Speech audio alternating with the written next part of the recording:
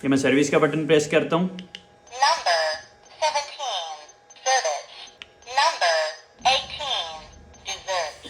तो ये इस तरीके से जिस टेबल से भी कॉल लगेगी वो इस टैबलेट के ऊपर अनाउंसमेंट हो जाएगी। अगर सर्विस को मैं प्रेस करता हूँ तो ये जो वेटर के पास वॉच है ये वाइब्रेट भी कर रही है और रिंग भी कर रही है। तो यहाँ पे टेबल नंबर 15 सर्विस आ रहा है, ठीक है।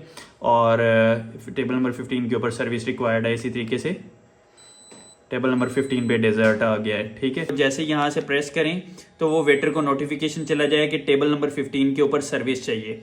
इस एम्बेरसमेंट सम टाइम होती है, गेस्ट साथ होते हैं या फिर हम अगर खुद भी होते हैं तो वेटर को बार बार आवाज़ें देना, बुलाना, इशारे करना, वो अगर नहीं देखता तो उस सारे केस में जो है ये चीज़ें जो है ना सर्विस को बहुत ज़्यादा इम्प्रूव कर देती हैं।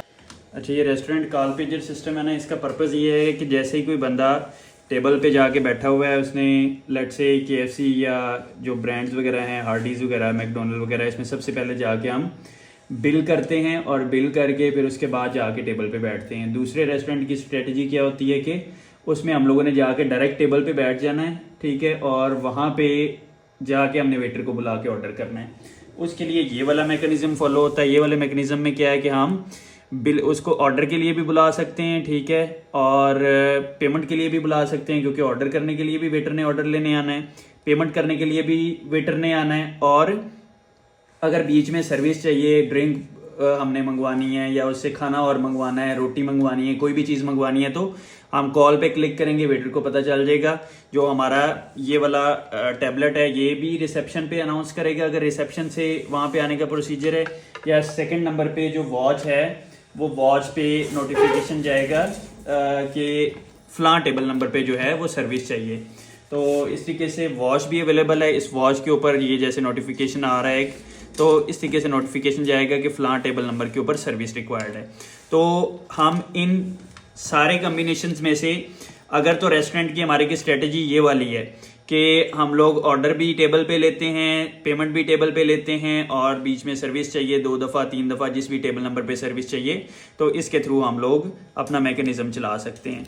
अभी दूसरे वाला जो ज़्यादातर ब्रांड्स में फॉलो होता है उस मैकेनिज्म को अगर देखते हैं तो उसमें क्या होता है कि हमने जाके काउंटर के ऊपर बिल कर दिया या फिर सेल्फ ऑर्डरिंग कियोस्क वगैरह हैं उनके ऊपर बिल कर दिया, और हमें बीच में फिर सर्विस चाहिए होती है, या फिर अगर हमने टेबल में डेजर्ट जो है वो अगर किए हुए ऑर्डर बिल में तो वो हमें एंड पे डेजर्ट चाहिए होते हैं। तो इसमें अब फर्स्ट जो मैकेनिज्म है वो ये है कि हम रिसेप्शन के ऊपर इस तरीके से एक LED स्क्रीन जो है जो हमें मिलती है, ये वॉल माउंट भी है और अगर टेबल टॉप पे भी रखना चाहें तो वो भी हो सकती है।